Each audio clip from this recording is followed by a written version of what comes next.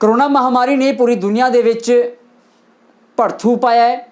एक भड़थू होर पाया है बाबा रामदेव ने। कहते कि पतंजलि ने दवाई कढ़ी है कोरोना की, जिस तो बाद सरकारी एजेंसियां दे विच तरथली मच गई। तो खबरसार चैनल देख रहे सारे ही दर्शकों का स्वागत है। मैं हाँ तुहाडे नाल ठाकुर अमनदीप सिंह। इस बारे ज़्यादा गलबात लई साडे नाल मौजूद ने डॉक्टर परमजीत सिंह राणू जी। गलबात करांगे। सब तो पहला स्वागत करांगे सर, स्वागत है खबरसार ते। सत श्री अकाल जी। सत श्री अकाल सर। सब तो पहला दर्शकों को अपने बारे दसो। मैं डॉक्टर परमजीत सिंह राणू, मैं फॉर्मर चेयरमैन है पंजाब होम्योपैथिक मैडिकल काउंसिल का, पर मौजूदा इस टाइम मैं जी एथिकल कमेटी है पंजाब सरकार की होम्योपैथिक काउंसिल की, वह मैं प्रेजिडेंट है और वो तहत ही मैं इस मामले के नाल संबंधित है। सर जो तुहानू पता लगा भी पतंजलि ने दवाई कढ़ी है, जिवें रौला पिया, सब तो पहला तुहाडे जहन विच ख्याल की आया?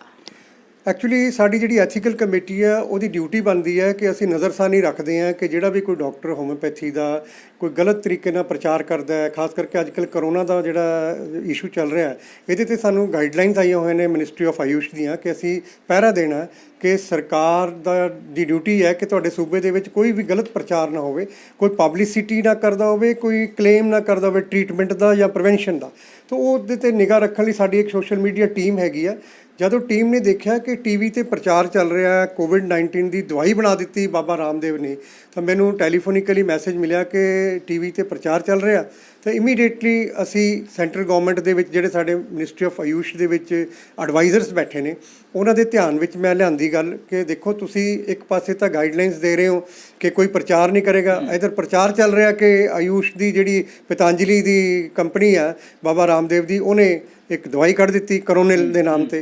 तो फिर इमीडिएटली उन्होंने कहा कि साड़ी ध्यान में नहीं है, तो उन्होंने टीवी देखा तो मैनू कहा कि तुसी ये रिटन सानू भेजो कंप्लेंट।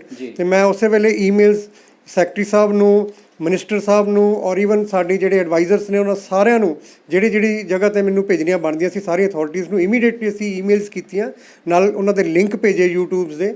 ਤੇ ਉਸ ਤੋਂ ਬਾਅਦ ਇਹਨਾਂ ਤੇ ਕਾਰਵਾਈ ਇਹ ਹੋਈ ਕਿ ਇਹਨਾਂ ਦੀ ਐਡਵਰਟਾਈਜ਼ਮੈਂਟ ਤੇ ਸਰਕਾਰ ਨੇ ਰੋਕ ਲਗਾਈ। सर लेकिन सिर्फ रोक लाना ही कार्रवाई हैगी, क्योंकि जिवें गाइडलाइनस तुहानू भी आईयां ने या किसी चैनल ने किसी अखबार ने इस बारे यानी कि कोरोना की दवाई बारे नहीं छापना या क्लेम नहीं करना, तो उस दे तहत कार्रवाई की बनती है?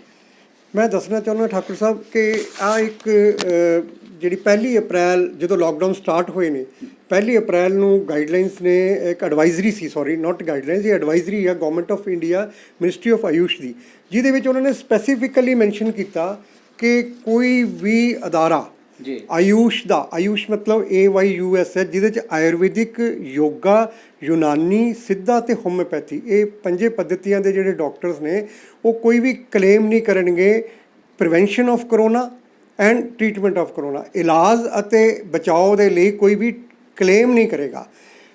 और नाल दी नाल अगर कोई ऐसा क्लेम करता हैगा तो वो नैशनल डिजास्टर मैनेजमेंट एक्ट के तहत ड्रग्स ते कॉस्मैटिक एक्ट की उलंघना है, उन्होंने कार्रवाई बनती है।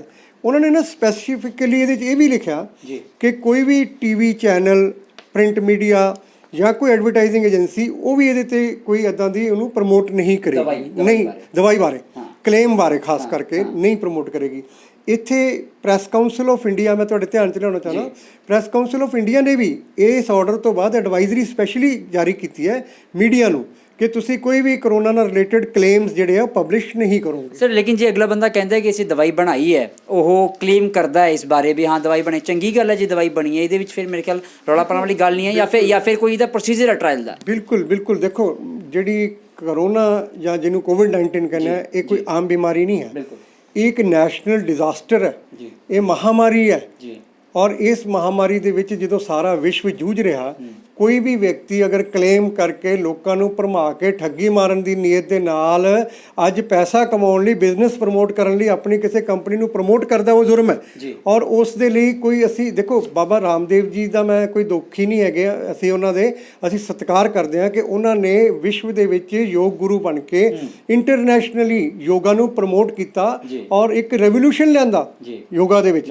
और अज बाबा रामदेव योगा के जरिए अगर सानू कोई इम्यूनिटी बिल्ड करने वास्ते गल कहते हैं तो उसका स्वागत है।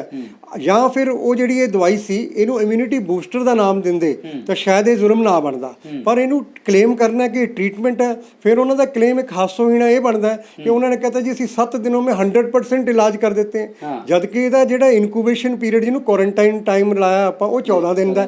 ਸੋ ਇਹ ਇੱਕ ਮਤਲਬ ਲੋਕਾਂ ਦੇ ਮਨਾਂ ਦੇ ਵਿੱਚ ਬਹੁਤ ਵੱਡਾ ਭੰਬਲ ਭੂਸਾ ਪੈ ਗਿਆ ਸੀਗਾ, ਜਿਹਦੇ ਨਾਲ ਲੋਕ ਇਹ ਚੀਜ਼ ਮਹਿਸੂਸ ਕਰਦੇ ਸੀ ਵੀ ਕੀ ਬਾਬੇ ਰਾਮਦੇਵ ਦੀ ਗੱਲ 'ਚ ਸੱਚਾਈ ਹੈ ਵੀ ਕਿ ਨਹੀਂ। ਤੇ ਸਾਨੂੰ ਬੀਇੰਗ ਅਸੀਂ ਜ਼ਿੰਮੇਵਾਰ ਵਿਅਕਤੀ ਆ ਔਰ ਕਾਨੂੰਨੀ ਤੌਰ ਤੇ ਗਵਰਨਮੈਂਟ ਦੀਆਂ ਉਹਨਾਂ ਪੋਸਟਾਂ ਤੇ ਹੈ, ਸਾਡੀ ਡਿਊਟੀ ਬਣਦੀ ਹੈ ਕਿ ਅਸੀਂ ਲੋਕਾਂ ਨੂੰ ਅਵੇਅਰ ਕਰੀਏ।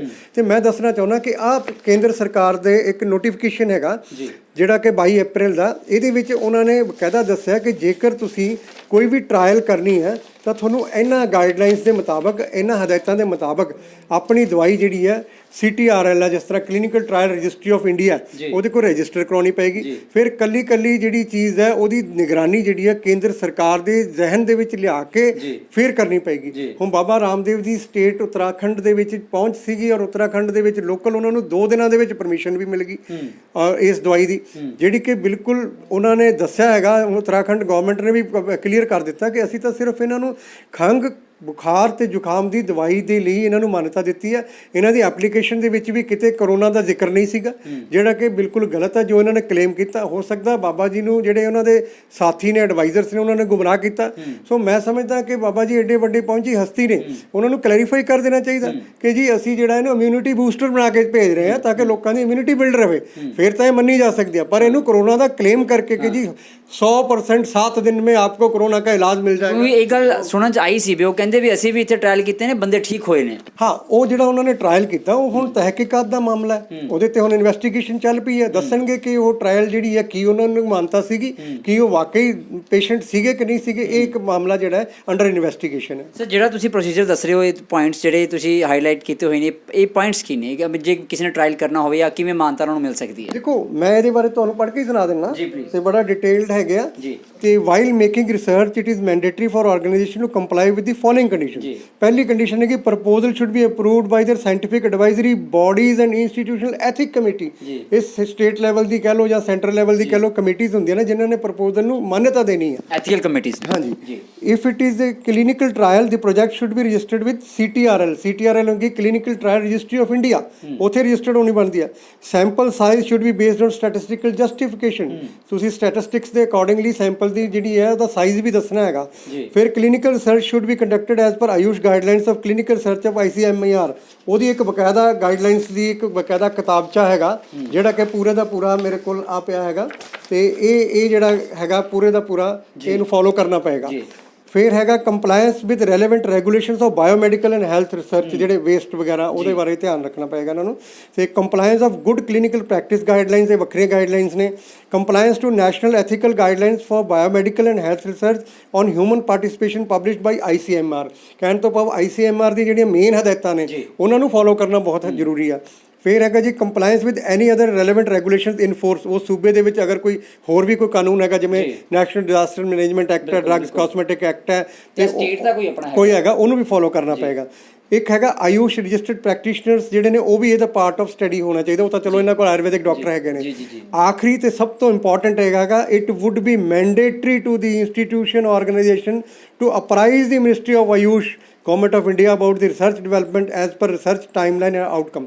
ਕੇਂਦਰ ਸਰਕਾਰ ਦੇ ਆਯੂਸ਼ ਮੰਤਰਾਲੇ ਨੂੰ ਭਰੋਸੇ 'ਚ ਰੱਖਦੇ ਹੋਏ ਉਹਨਾਂ ਨਾਲ ਰਾਬਤਾ ਬਣਾ ਕੇ ਹੀ ਇਹਨਾਂ ਚੀਜ਼ਾਂ ਤੇ ਬਕਾਇਦਾ ਰਿਸਰਚ ਹੋ ਸਕਦੀ ਹੈ, ਜਿਹੜੀ ਕਿ ਇਸ ਮਾਮਲੇ ਦੇ ਵਿੱਚ ਨਹੀਂ ਹੋਈ ਹੈਗੀ। ਇਸ ਮਾਮਲੇ ਦੇ ਵਿੱਚ ਸਰ ਕਿੰਨੇ ਪੁਆਇੰਟਸ ਨਜ਼ਰਅੰਦਾਜ਼ ਕੀਤੇ ਗਏ?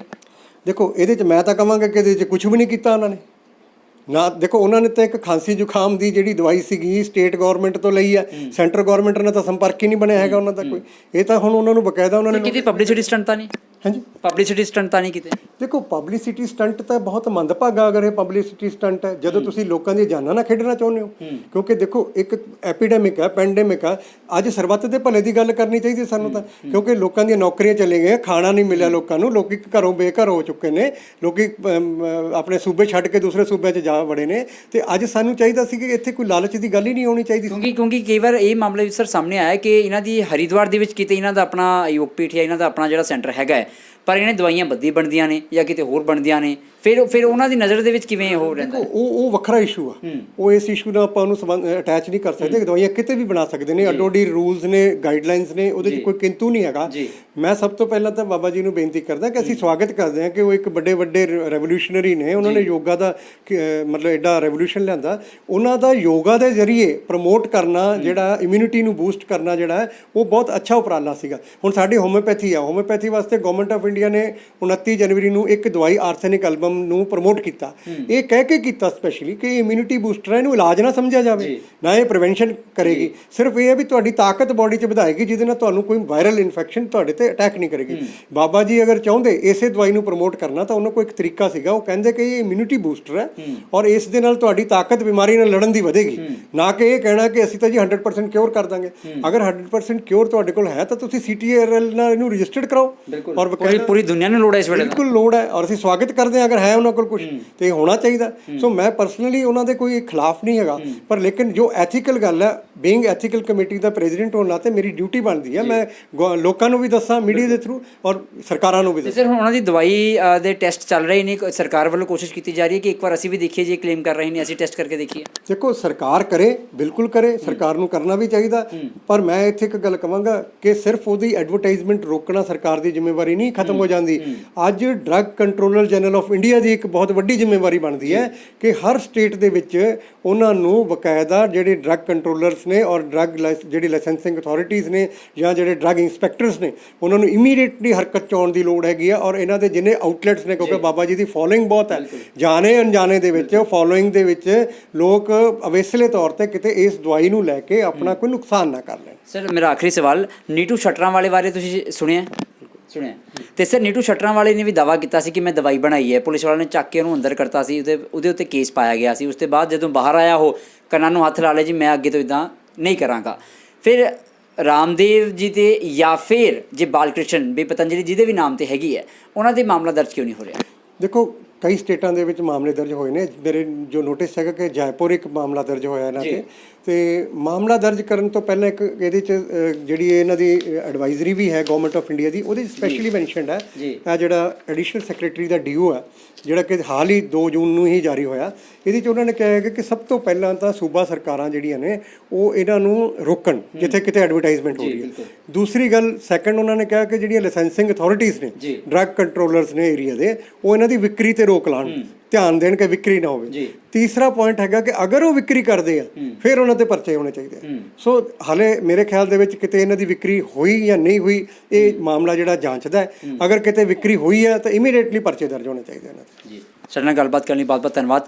ਵਿਕਰੀ ਹੋਈ ਹੈ ਜਾਂ ਨਹੀਂ ਇਹ ਤਾਂ ਅਸੀਂ ਨਹੀਂ ਜਾਣਦੇ, ਪਰ ਵੇਚਿਆ ਤਾਂ ਮੇਰੇ ਖਿਆਲ 'ਚ ਨੀਟੂ ਸ਼ਟਰਾਂ ਵਾਲੇ ਵੀ ਨਹੀਂ ਸੀ। ਉਹ ਫਾਰਮੂਲਾ ਜਿਹੜਾ ਉਹਨੇ ਡੱਬੇ ਦੇ ਵਿੱਚ ਬੰਦ ਕਰਕੇ ਕਲੇਮ ਕੀਤਾ ਸੀ ਕਿ ਮੈਂ ਦਵਾਈ ਬਣਾਈ ਹੈ। ਹਾਲਾਂਕਿ ਉਸ ਤੋਂ ਬਾਅਦ ਨੀਟੂ ਸ਼ਟਰਾਂ ਵਾਲੇ 'ਤੇ ਕੇਸ ਵੀ ਫਾਈਲ ਕੀਤਾ ਗਿਆ, ਉਸ ਨੂੰ ਗ੍ਰਿਫਤਾਰ ਵੀ ਕੀਤਾ ਗਿਆ। ਪਰ ਕੀ ਬਾਬਾ ਰਾਮਦੇਵ ਜਾਂ ਪਤੰਜਲੀ ਇੱਕ ਵੱਡਾ ਨਾਮ ਹੈ, ਇੱਕ ਵੱਡਾ ਬ੍ਰਾਂਡ ਬਣ ਚੁੱਕਿਆ ਹੈ, ਜਾਂ ਕਿਸੇ ਦੀ ਸ਼ੈ ਹੈ ਕਿ ਹੁਣ ਤੱਕ ਗ੍ਰਿਫਤਾਰੀ ਕਹਿ ਲਓ ਨਹੀਂ ਹੋਈ ਹੈ, ਜਾਂ ਫਿਰ ਹੁਣ ਤੱਕ ਤੱਥ ਸਾਹਮਣੇ ਜੋ ਨੇ ਸਾਫ਼ ਉਹ ਨਹੀਂ ਆ ਸਕੇ। ਉਮੀਦ ਹੈ ਕਿ ਨੀਟੂ ਸ਼ਟਰਾਂ ਵਾਲੇ ਲਈ ਜਾਂ ਫਿਰ ਬਾਬਾ ਰਾਮਦੇਵ ਜਾਂ ਪਤੰਜਲੀ ਲਈ ਸਾਡੇ ਦੇਸ਼ ਦੇ ਵਿੱਚ ਅਲੱਗ-ਅਲੱਗ ਕਾਨੂੰਨ ਨਹੀਂ ਹੋਵੇਗਾ, ਇੱਕੋ ਹੀ ਕਾਨੂੰਨ ਹੋਵੇਗਾ ਅਤੇ ਉਹ ਲਾਗੂ ਜਿਵੇਂ ਨੀਟੂ ਸ਼ਟਰਾਂ ਵਾਲੇ 'ਤੇ ਹੋਇਆ ਹੈ ਉਵੇਂ ਹੀ ਪਤੰਜਲੀ ਵਾਲਿਆਂ 'ਤੇ ਵੀ ਹੋਵੇਗਾ। ਕੈਮਰਾ ਪਰਸਨ ਮਨੋਜ ਦੇ ਨਾਲ ਠਾਕੁਰ ਅਮਨਦੀਪ ਸਿੰਘ, ਦ ਖਬਰਸਾਰ, ਮੋਹਾਲੀ।